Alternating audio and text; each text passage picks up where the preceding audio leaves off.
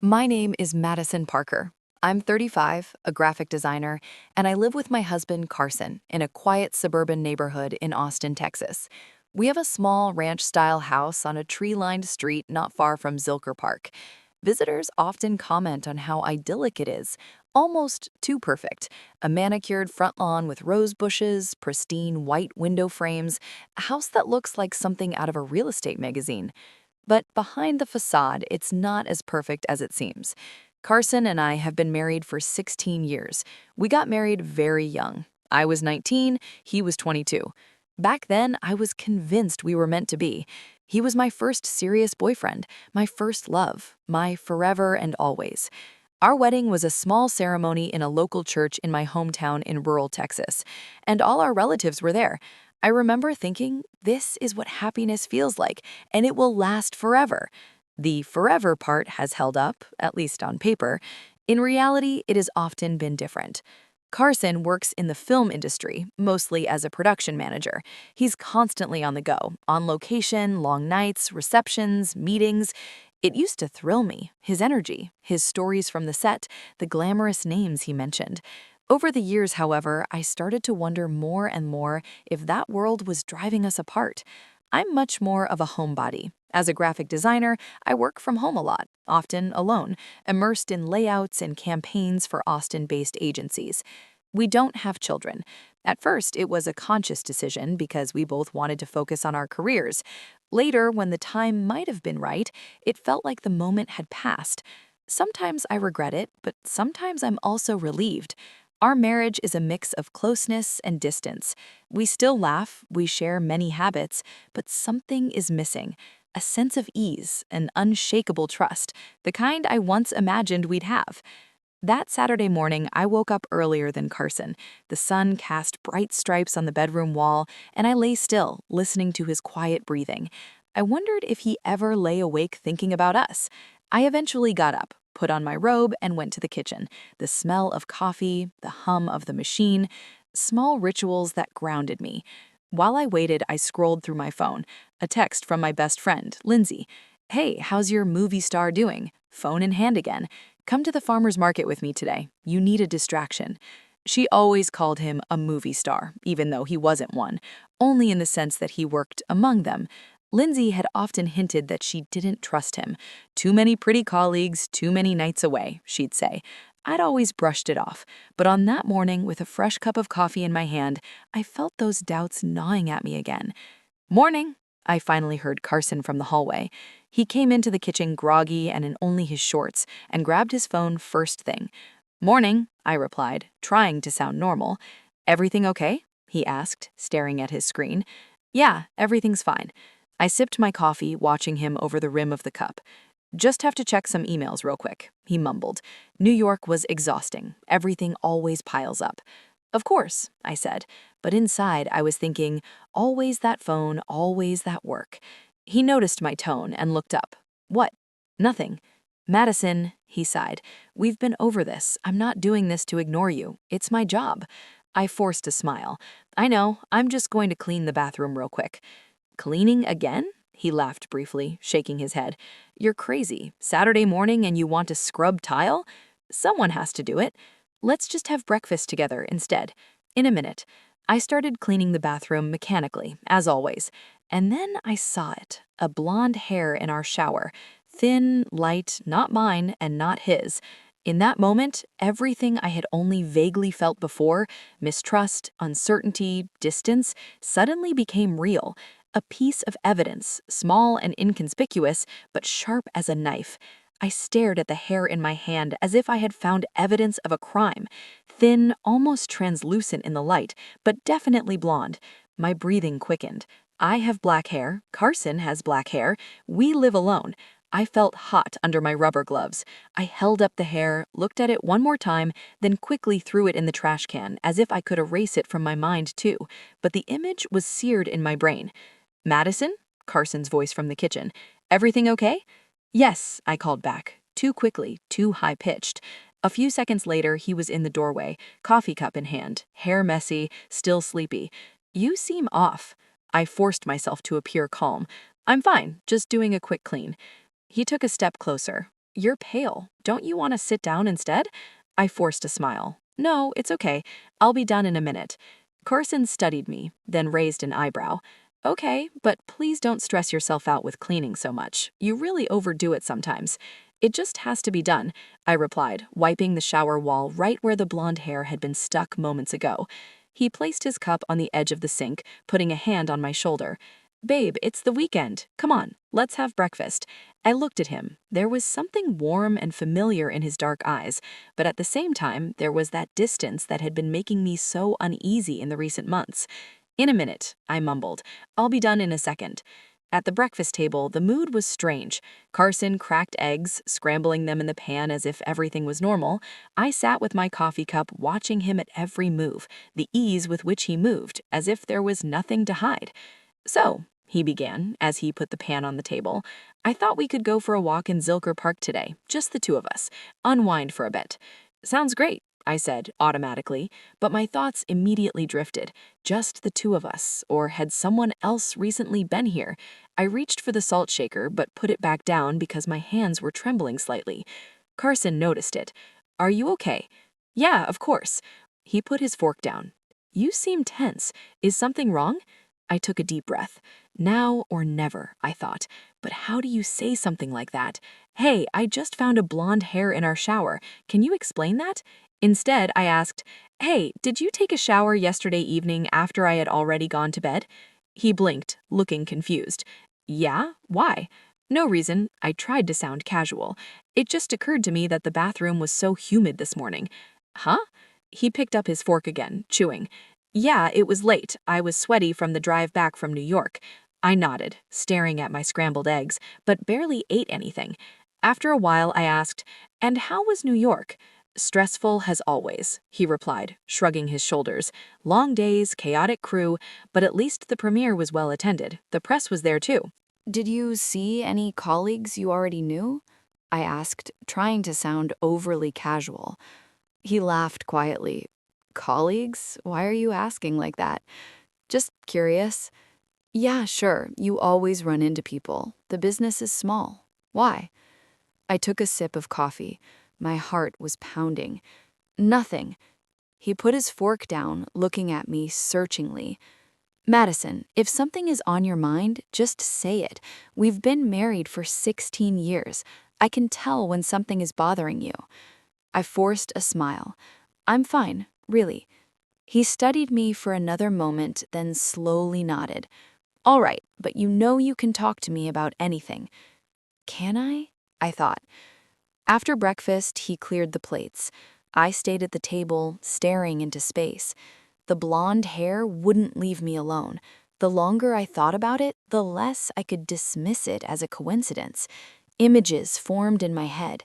Another woman in our shower, laughing as Carson hands her my shampoo. Blonde, confident, a stranger. My throat tightened. As Carson put the plates in the dishwasher, he said, You look like your mind is a million miles away. I forced a calm tone. Just have a lot on my mind. Work, Lindsay, all kinds of things. He nodded, accepting it, but I knew from that moment on I would start looking more closely. The days after finding the blonde hair felt strange. It was as if the world had shifted just a tiny bit, and suddenly everything was off kilter. On the surface, our daily routine was the same. Carson worked a lot, made phone calls, wrote emails, left for appointments. In the evenings, we sat together at the table, ate, and talked about small talk. But for me, every sentence, every movement, every little gesture had taken on a new meaning. I noticed that he had recently started placing his phone face down on the table. Before, it would be lying face up, and I could see when a message came in. Now, it remained hidden. I noticed he stayed in the bathroom longer in the evenings. The water would run, the fan would hum. Sometimes I heard him humming. Before, I hadn't cared. Now I wondered who he was showering for so wholeheartedly when I was already in my pajamas. I noticed he was shaving more often, even on days when he was supposedly just doing office work. All small things. Maybe a coincidence, maybe not. At night, I lay awake beside him. He slept deeply, his breathing steady, sometimes a soft snore. I stared into the darkness and wondered if I was going crazy, if I was looking for something that wasn't there, or if, on the contrary, I had been looking away for far too long. 2 days later, I texted Lindsay, my best friend. I didn't really want to tell her anything, but it was burning a hole in my chest. Time for coffee? I need a distraction. She replied immediately. Always. Pike Place Market, 4 p.m. We met at the Daily Grind Cafe. It was crowded as usual. The smell of fresh pastries hung in the air. Tourists were lining up. Lindsay was already sitting by the window, blonde, energetic as always. "There you are," she said as I sat down. "You look tense." I waved her off, forcing a smile. "Too much work." "Work?" She raised an eyebrow. "Or too much Carson?" "Nothing," I said, taking a sip of my cappuccino. "All right," she said after a while. "You don't have to tell me, but you know I can see it in your face." I stared into my cup, stirring the foam with my spoon. "It's nothing concrete, just little things." "Little things," she repeated. I nodded. "You know when you suddenly start noticing things you never paid attention to before? A different perfume coming home late, a phone lying face down on the table." She said nothing, but I felt her gaze. Maybe I'm just imagining it. Maybe I'm seeing ghosts. Lindsay took a sip of her coffee, slowly setting the cup down. Ghosts are usually not ghosts. Sometimes it's just what's been in the room the whole time. I looked up. "You mean—" She shrugged. "I don't mean anything. I'm just saying you should look closer." We were silent. Outside, crowds of people passed by, shopping bags in their arms, laughter, a jumble of voices. I felt like I was behind a pane of glass, separated from that normality. "You know him," Lindsay said, her voice softer. "You can tell when someone is different, when they suddenly have secrets. You're not stupid." I nodded, but the lump in my throat only got bigger. On the way home, I walked through the narrow streets, the sounds of the city all around me. But it was quiet inside. Her words echoed. You can tell when someone is different. And indeed, I started to register everything. How Carson smelled of a different soap we had never bought. How he sometimes smiled absently when he looked at his phone. How he chose his clothes more carefully than before, even when he was just going to the office. I said nothing. I just collected every detail, every deviation. An invisible log was being compiled in my head. But the more I saw, the clearer it became. It was no longer just my imagination. Something was going on, and I had to find out what. It started with a small thing that I almost overlooked, my shampoo. I've been using the same one for years, a thick, dark liquid with an herbal scent that always gave me a sense of stability. Carson didn't particularly like the smell. He had his own neutral body wash, always the same one. We had this division for years, my shelf, his shelf, like two small territories that we never questioned. But one evening when I was showering, I noticed that the bottle was lighter. I shook it, and sure enough, it was at least a third emptier than it should have been. I had just bought it. At first, I thought I was imagining it. Maybe I had underestimated the amount. Maybe I had been wasteful. But over the next few days, I paid closer attention. I always put the bottle back in the same spot, subtly marking a line in the plastic with my fingernail. And then, after 3 days, it was clear. The shampoo was getting emptier without my help. A shiver ran down my spine. Carson hated that smell. He never touched it, never even tried. Why would he suddenly use mine? It was a foreign pattern. Someone else had been here. I stood in the bathroom one morning, the bottle in my hand, staring at the contents that were dwindling far too quickly. The light of the fluorescent lamp reflected on the plastic. My heart pounded in my temples. She's here, whoever she is. She stood here in my shower, washed her hair while I might have been sitting in the living room or lying in bed. She used my shampoo. The thought squeezed my throat. It was no longer just a loose blonde hair that could still be explained away.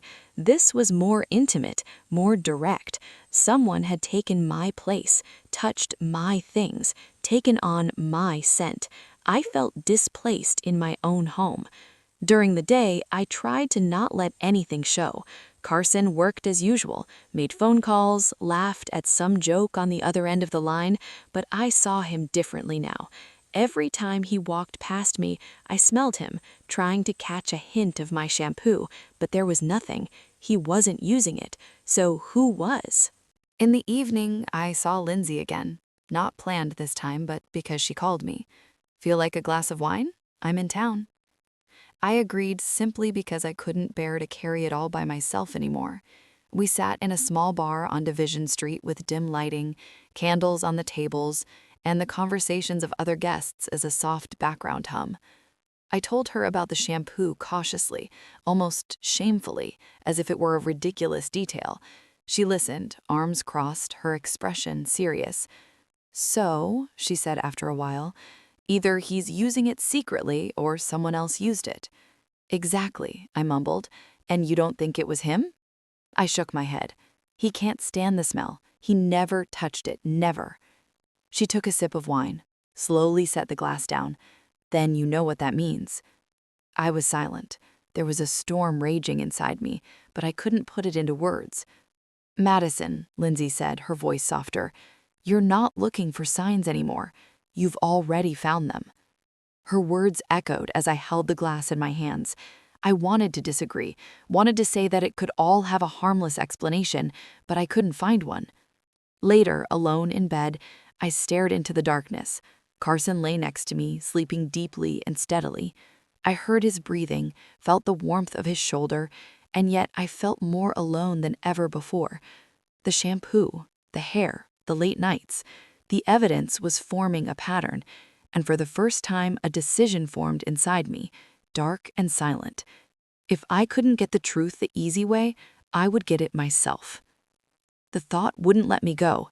Day after day, I saw the shampoo bottle getting emptier, an invisible piece of evidence that no one but me could notice. I felt like a detective in my own home, and at the same time, like a lunatic. At night, I lay awake turning over the possibilities. I could confront Carson directly. I could ask him openly, straightforwardly. But what if he brushed it off? What if he made me out to be paranoid? Then I would be left alone with my uncertainty, with no proof. I needed clarity, and I needed it in a way that he couldn't deny. The idea came to me suddenly, almost like a joke. What if someone else is using my shampoo, and I'd tamper with it so that it can't go unnoticed? I laughed quietly to myself, then shaking my head at myself. But the thought remained. It gnawed at me, and finally, it was no longer a joke, but a plan. The next morning, I went to the drugstore on Congress Avenue. It was a normal, gray weekday. The shelves were full, women with baskets, men standing perplexed in front of razors.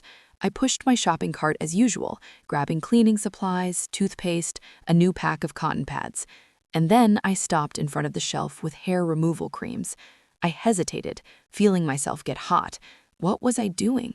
I looked around, almost as if my guilt was written all over my face. No one was paying attention to me. A woman was looking for shampoo for dry hair. A man was putting 2 bottles of body wash in his basket. I reached for a tube of hair removal cream, shoving it between laundry detergent and paper towels. My heart was racing as if I had stolen something forbidden.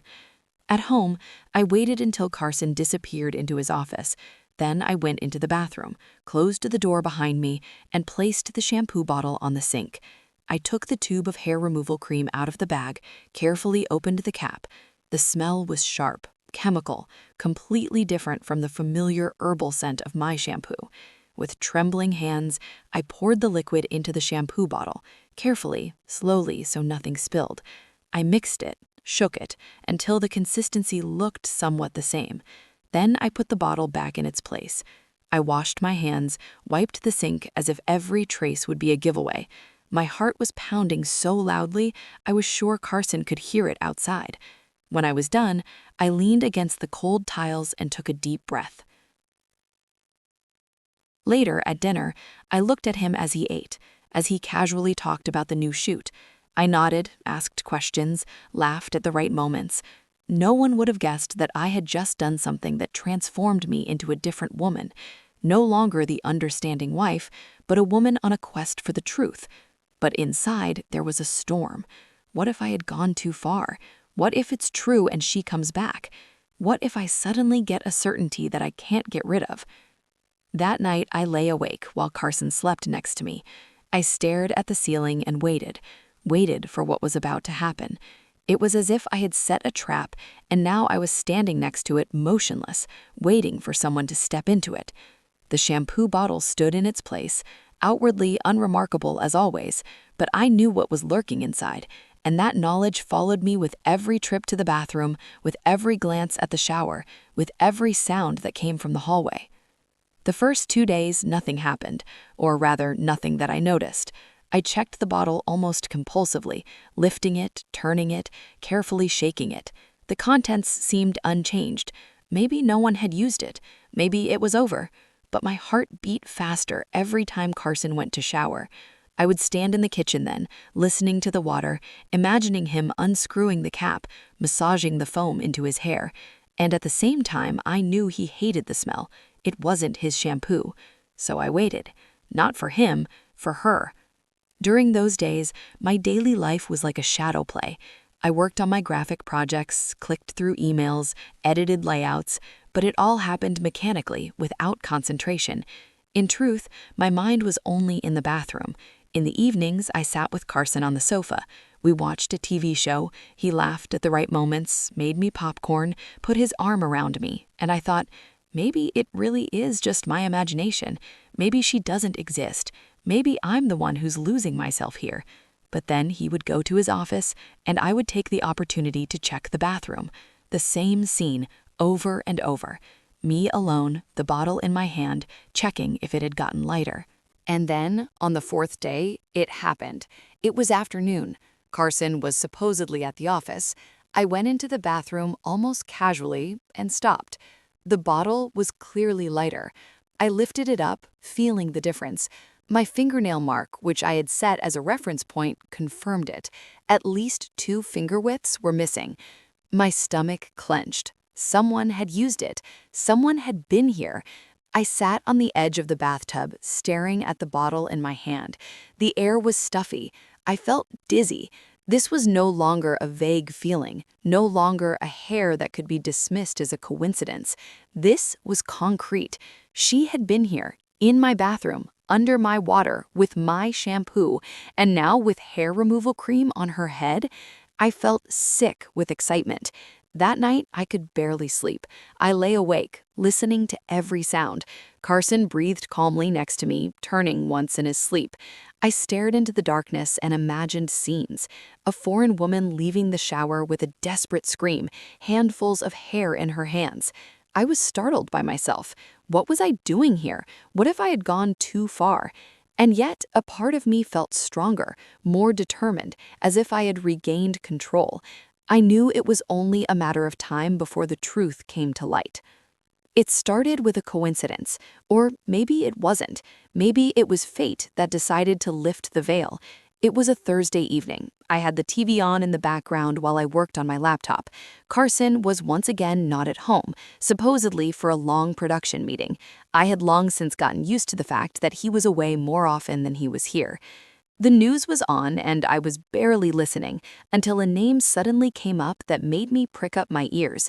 Natalie Bennett, actress, blonde, flawless, one of those faces everyone knew in America.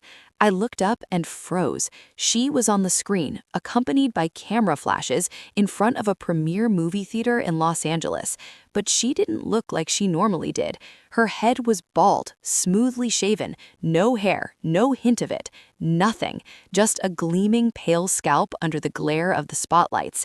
The reporters were going crazy, talking about a mysterious incident, a scandal behind the scenes. Natalie Bennett seemed flustered, wore a scarf that kept slipping, and dodged every question. My breath caught. My fingers froze on the keyboard. A thought flashed through my mind so clear that it scared me. The shampoo. I couldn't look away. There she was, this woman, suddenly without hair. And in that moment, I knew, without a doubt, without any escape, she was the one. She had been in my bathroom. She had used my shampoo.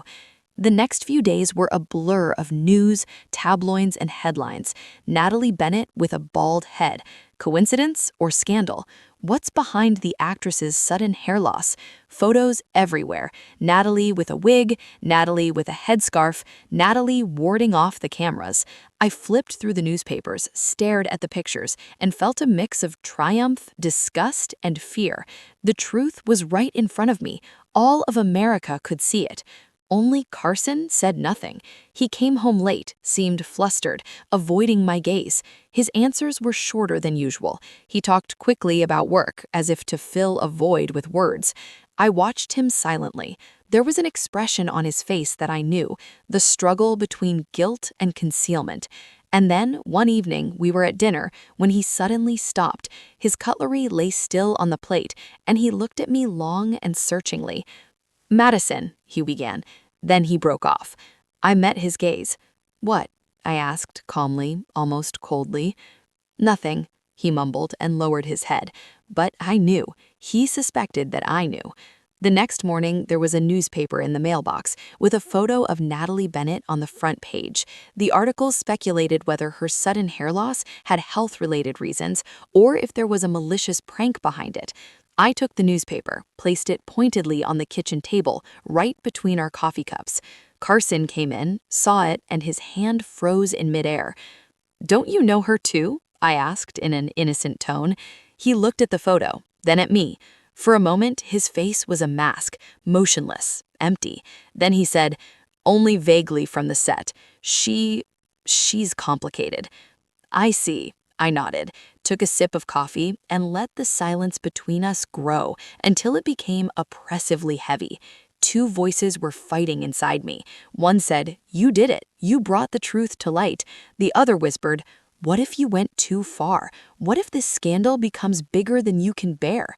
But even stronger than the doubts was the certainty. My marriage, as it was, no longer existed. It was as if a storm was sweeping over the city, a storm of headlines, photos, and rumors. Within a few days, Natalie Bennett was on everyone's lips. The newspapers were in a frenzy. Natalie Bennett shocks with a bald head, artistic statement or illness, sabotage on set. Insiders speak of intrigues, star with a twist of fate. What's really behind it? On the TV, they kept showing the same images. Natalie, pale with a scarf or wig on the red carpet, her head bowed, ignoring reporters' questions. On talk shows, celebrities and experts discussed possible causes. Doctors spoke of autoimmune diseases, stylists of brave looks. But I knew the truth, me alone. I sat on the sofa in the evening, remote control in my hand, while Carson stared silently at the news from the armchair across from me. His face was expressionless, his jaw tense. I watched him out of the corner of my eye. Every time Natalie came into view, something flickered in his gaze. Guilt, recognition, maybe even fear. "Crazy, isn't it?" I said casually, as if it were just another TV evening. "All her hair gone so suddenly?" He cleared his throat, reaching for his glass. "Yeah, terrible. Do you think she—" I left the sentence open, looking at him. "I have no idea," he mumbled. "I barely know her." A sentence that cut through the air like a knife. Barely. After all of this, after my bathroom, my shower, my shampoo, I just nodded and smiled thinly. Of course. The next day, I was at the coffee shop, and even there people were talking about Natalie. Two older women in front of me were whispering, "Such a pretty woman." And then, "That must be cancer, poor thing." Or a PR stunt. They do everything these days. I bit my lip, staying silent. The truth was burning on my tongue, but I left it where it was for now. But the satisfaction was crumbling because, as much as it satisfied me that this woman was now publicly exposed, it also choked me. I saw her in newspapers, on TV, and sometimes in quiet moments, I imagined her face when she must have realized what had happened. Panic, despair, shame. A part of me screamed, she deserved it. Another whispered, you went too far. At home, there was silence. Carson avoided me, stayed in his office longer, made phone calls behind a closed door.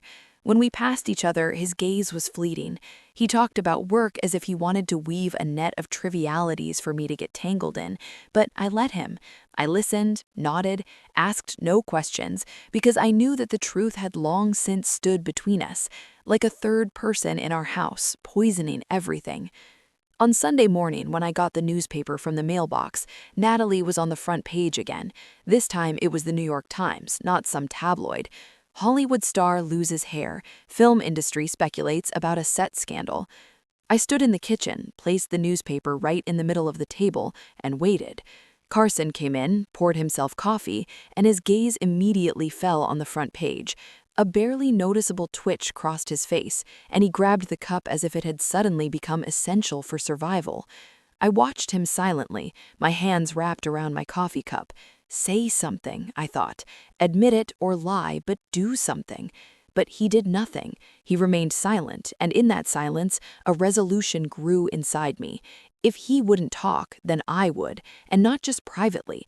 I would make the truth public. Just as he had ignored me for years, I would now make sure all of America saw what was really behind his work. It was as if I had been holding my breath for days. Since the hair, since the shampoo, since the headlines about Natalie Bennett, I had been silent. I had watched Carson pretend that everything was normal, as if 16 years of marriage could just be covered up with silence. But inside, something had risen up in me, bigger than fear, stronger than shame, the will to hear the truth. That Tuesday evening, I couldn't take it anymore.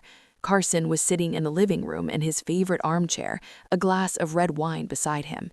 The lamp cast a warm light that made him look almost peaceful. A script was laying open on the coffee table, but I knew he wasn't reading it.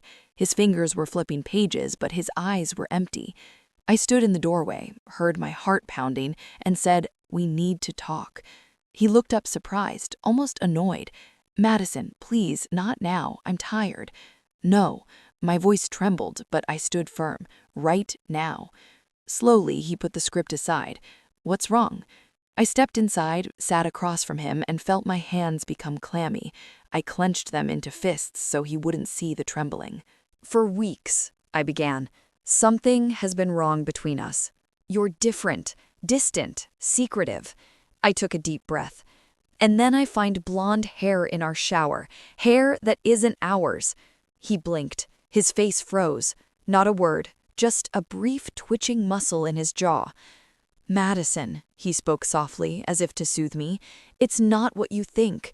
I laughed dryly. "Not what I think, Carson. I'm not blind. I saw my shampoo getting emptier and emptier. I know someone else was here, in my bathroom, in my shower." I grabbed the newspaper from the table, which I had placed there on purpose, and pushed it toward him. On the front page, Natalie Bennett with a headscarf. The headline, "Star Loses Hair, Sabotage or Illness." He stared at the picture, then at me. "Say it," I demanded, my voice now cuttingly clear. "Say it to my face. Be honest just once." He lowered his head, running both hands over his face. For a moment, only his breathing could be heard. Then he looked up, and in his eyes there was something I hadn't seen in years. Fear. "It happened," he whispered. I felt a chill. I felt my hands trembling, my throat tightening. It happened. So simple, so easily said, as if it had been a mistake, a little trip. "How long?" I asked, my voice strained. He was silent. "How long?" I slammed my fist on the table. The glass rattled. He looked at me almost pleadingly, then lowered his eyes. "A few months." "A few months," I laughed bitterly. "A few months where she stood in my bathroom, used my shampoo, washed her hair in my shower while I was probably sitting in the living room in my house." Tears burned in my eyes, but I held his gaze. "And you said nothing. You looked at me as if everything was fine. You lied to me day after day." He stood up, wanting to come to me, but I pulled back. "Madison, please, it was a mistake, a damned mistake. I didn't want this. I love you." Love, my voice cracked. You dare to even say that word? Love is trust. Love is respect. Love means I shouldn't have to feel like a stranger in my own home. He reached out his hand to me, but I tore myself away. 16 years, Carson. I believed in you. I trusted you. I spent my youth with you, my dreams, my hope. And for what? So you could replace me with some actress because she's blonde and glamorous? He swallowed, his eyes glistening. It wasn't planned. It just happened. Just happened. I felt the tears running down my face. It just happened that you lied to me. It just happened that you crushed my heart. It just happened that you turned our marriage into a play. A fight followed that lasted for hours. I screamed, he was silent. Then he screamed, and I was silent. We threw things at each other that we could never take back. I heard myself say words I never thought possible. You're a stranger to me. I despise you. 16 years for nothing.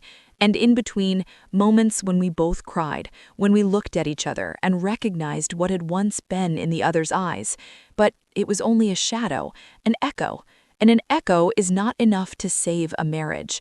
The next day, I went to a law firm, a plain office downtown. Gray carpet, white walls, file folders on the shelves. The lawyer listened to me calmly as I spoke. It was hard for me to say the words, and yet it felt good. "We will file for divorce," she said, matter-of-factly, "and if you want, we can have the press on your side." I nodded, wiping my eyes. Yes, I want that.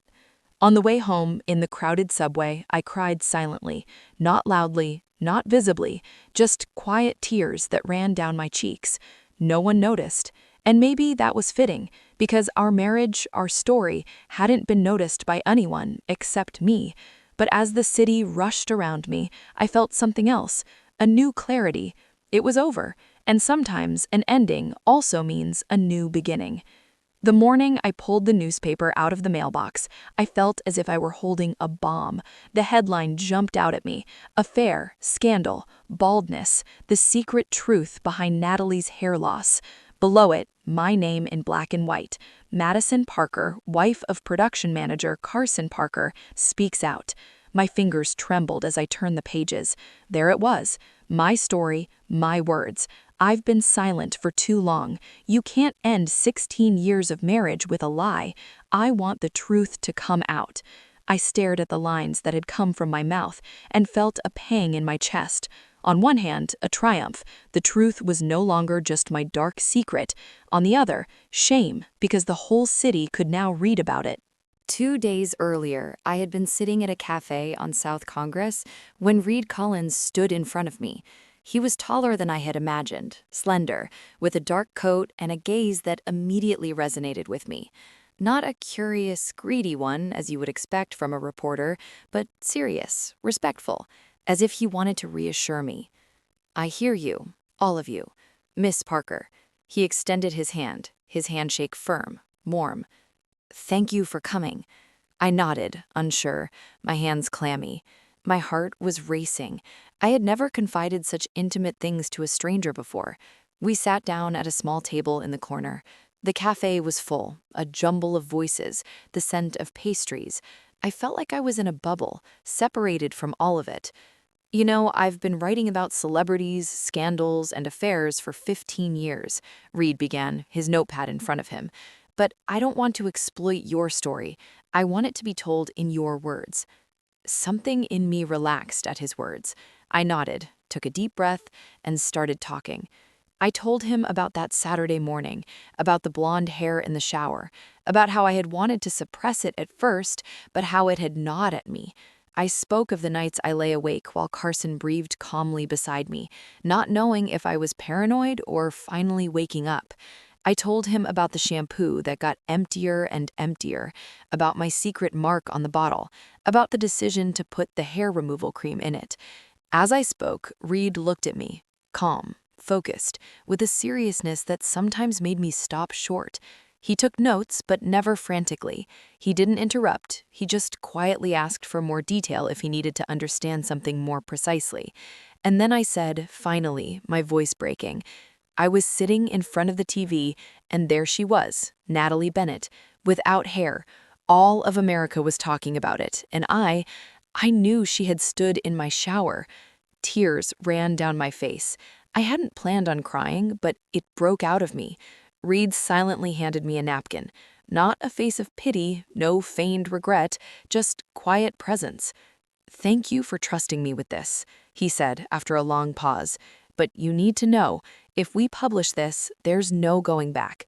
It's going to cause a stir. You'll face attacks, doubts, mockery, but also respect. Are you ready?" I wiped away my tears. "Yes," I whispered. "I am ready. I've been silent for too long." And now, 2 days later, I was sitting in my kitchen, the newspaper in my hand, my coffee untouched. I read the lines over and over. My name, my words, the public.